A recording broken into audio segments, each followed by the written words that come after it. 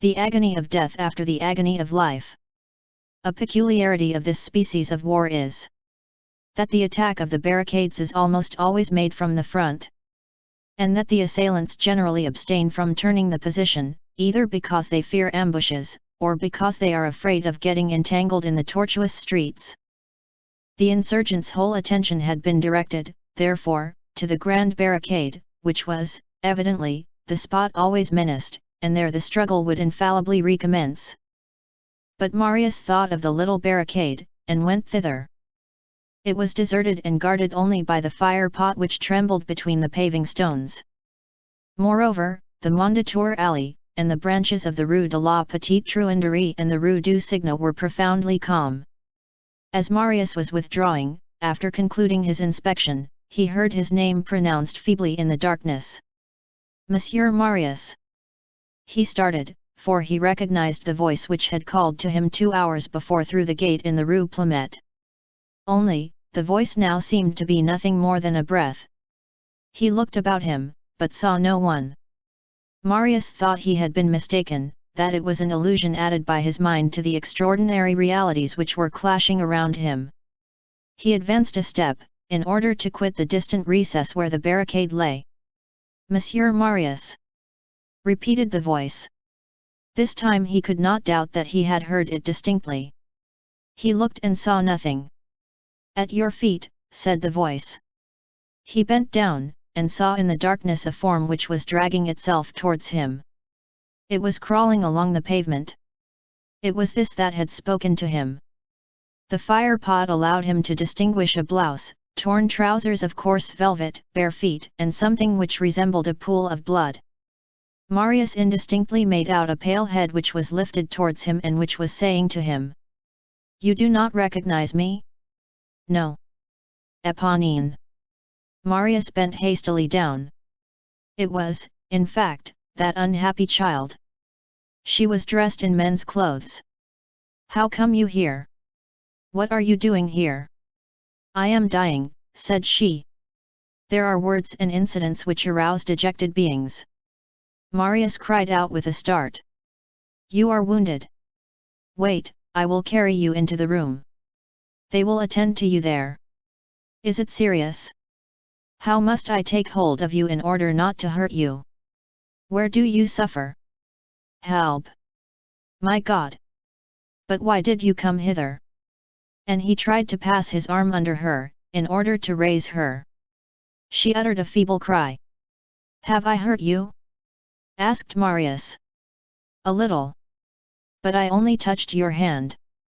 She raised her hand to Marius, and in the middle of that hand Marius saw a black hole. "What is the matter with your hand?" said he.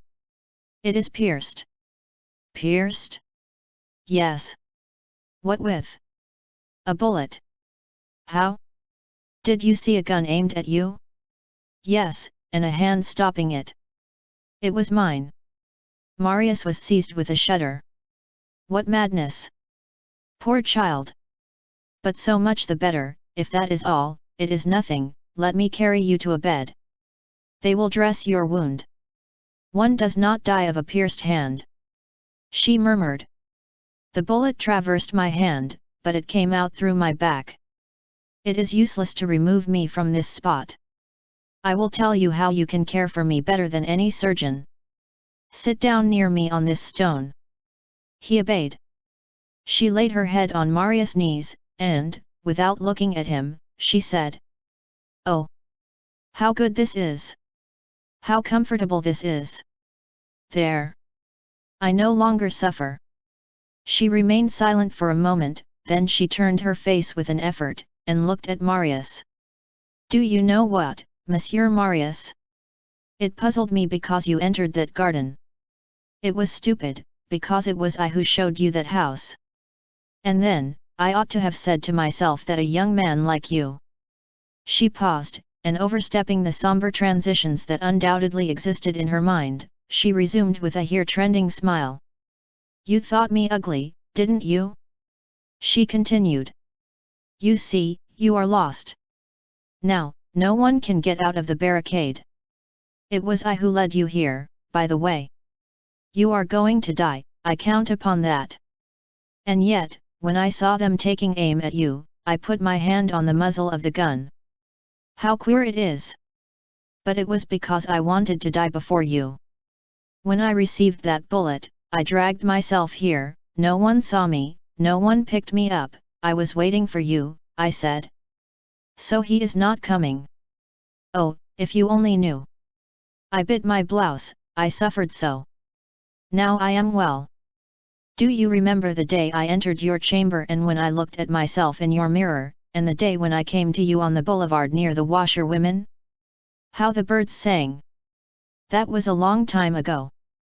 You gave me 100 sous, and I said to you, I don't want your money. I hope you picked up your coin? You are not rich. I did not think to tell you to pick it up. The sun was shining bright, and it was not cold. Do you remember, Monsieur Marius? Oh! How happy I am! Everyone is going to die. She had a mad, grave, and heartbreaking air. Her torn blouse disclosed her bare throat. As she talked, she pressed her pierced hand to her breast, where there was another hole, and whence there spurted from moment to moment a stream of blood, like a jet of wine from an open bunghole. Marius gazed at this unfortunate creature with profound compassion. Oh! She resumed, it is coming again, I am stifling. She caught up her blouse and bit it, and her limbs stiffened on the pavement. At that moment the young cock's crow executed by little Gavroche resounded through the barricade. The child had mounted a table to load his gun, and was singing gaily the song then so popular. En voyant Lafayette. Les gendarmes répètent. Savons nous. Savons nous. Savons nous. On beholding Lafayette. The gendarme repeats. Let us flee. Let us flee. Let us flee. Éponine raised herself and listened. Then she murmured. It is he. And turning to Marius. My brother is here. He must not see me. He would scold me. Your brother? Inquired Marius, who was meditating in the most bitter and sorrowful depths of his heart on the duties to the Thénardiers which his father had bequeathed to him. Who is your brother? That little fellow. The one who is singing? Yes. Marius made a movement. Oh! Don't go away, said she, it will not be long now. She was sitting almost upright, but her voice was very low and broken by hiccups. At intervals, the death rattle interrupted her. She put her face as near that of Marius as possible. She added with a strange expression. Listen, I do not wish to play you a trick. I have a letter in my pocket for you. I was told to put it in the post. I kept it. I did not want to have it reach you. But perhaps you will be angry with me for it when we meet again presently. Take your letter. She grasped Marius' hand convulsively with her pierced hand, but she no longer seemed to feel her sufferings. She put Marius' hand in the pocket of her blouse. There, in fact, Marius felt a paper. Take it, said she. Marius took the letter. She made a sign of satisfaction and contentment. Now, for my trouble, promise me. And she stopped. What? Asked Marius. Promise me. I promise. Promise to give me a kiss on my brow when I am dead. I shall feel it. She dropped her head again on Marius' knees, and her eyelids closed. He thought the poor soul had departed. Éponine remained motionless. All at once. At the very moment when Marius fancied her asleep forever. She slowly opened her eyes in which appeared the sombre profundity of death, and said to him in a tone whose sweetness seemed already to proceed from another world. And by the way, Monsieur Marius, I believe that I was a little bit in love with you. She tried to smile once more and expired. Chapter 7. Gavroche as a profound calculator of distances. Marius kept his promise. He dropped a kiss on that livid brow, where the icy perspiration stood in beads. This was no infidelity to Cosette. It was a gentle and pensive farewell to an unhappy soul. It was not without a tremor that he had taken the letter which Éponine had given him. He had immediately felt that it was an event of weight. He was impatient to read it. The heart of man is so constituted that the unhappy child had hardly closed her eyes when Marius began to think of unfolding this paper. He laid her gently on the ground, and went away. Something told him that he could not peruse that letter in the presence of that body. He drew near to a candle in the tap room. It was a small note, folded and sealed with a woman's elegant care. The address was in a woman's hand and ran: To Monsieur Marius Pontmercy, at M. Courfeyrac, Rue de la Verrerie, No. 16. He broke the seal and read: My dearest, alas! My father insists on our setting out immediately. We shall be this evening in the Rue de l'Homme Arme, No. 7. In a week we shall be in England. Cosette. June 4. Such was the innocence of their love that Marius was not even acquainted with Cosette's handwriting. What had taken place may be related in a few words. Éponine had been the cause of everything. After the evening of the 3d of June she had cherished a double idea: to defeat the projects of her father and the ruffians on the house of the Rue Plumet, and to separate Marius and Cosette. She had exchanged rags with the first young scamp she came across who had thought it amusing to dress like a woman, while Éponine disguised herself like a man. It was she who had conveyed to Jean Valjean in the Champ de Mars the expressive warning: Leave your house. Jean Valjean had, in fact, returned home, and had said to Cosette: We set out this evening and we go to the Rue de l'Homme Arme with Toussaint. Next week, we shall be in London. Cosette, utterly overwhelmed by this unexpected blow, had hastily penned a couple of lines to Marius. But how was she to get the letter to the post? She never went out alone, and Toussaint, surprised at such a commission, would certainly show the letter to M. Fauchelevent. In this dilemma, Cosette had caught sight through the fence of Éponine in man's clothes, who now prowled incessantly around the garden. Cosette had called to this young workman and had handed him 5 francs and the letter, saying: Carry this letter immediately to its address. Éponine had put the letter in her pocket. The next day, on the 5th of June, she went to Courfeyrac's quarters to inquire for Marius, not for the purpose of delivering the letter, but, a thing which every jealous and loving soul will comprehend, to see. There she had waited for Marius, or at least for Courfeyrac, still for the purpose of seeing. When Courfeyrac had told her, We are going to the barricades, an idea flashed through her mind: to fling herself into that death, as she would have done into any other, and to thrust Marius into it also. She had followed Courfeyrac, had made sure of the locality where the barricade was in process of construction. And quite certain, since Marius had received no warning, and since she had intercepted the letter, that he would go at dusk to his trysting place for every evening. She had betaken herself to the Rue Plumet, had there awaited Marius, and had sent him, in the name of his friends, the appeal which would, she thought, lead him to the barricade. She reckoned on Marius' despair when he should fail to find Cosette. She was not mistaken. She had returned to the Rue de la Chanvrerie herself. What she did there the reader has just seen. She died with the tragic joy of jealous hearts who drag the beloved being into their own death, and who say, No one shall have him. Marius covered Cosette's letter with kisses. So she loved him. For one moment the idea occurred to him that he ought not to die now. Then he said to himself, She is going away. Her father is taking her to England, and my grandfather refuses his consent to the marriage. Nothing is changed in our fates.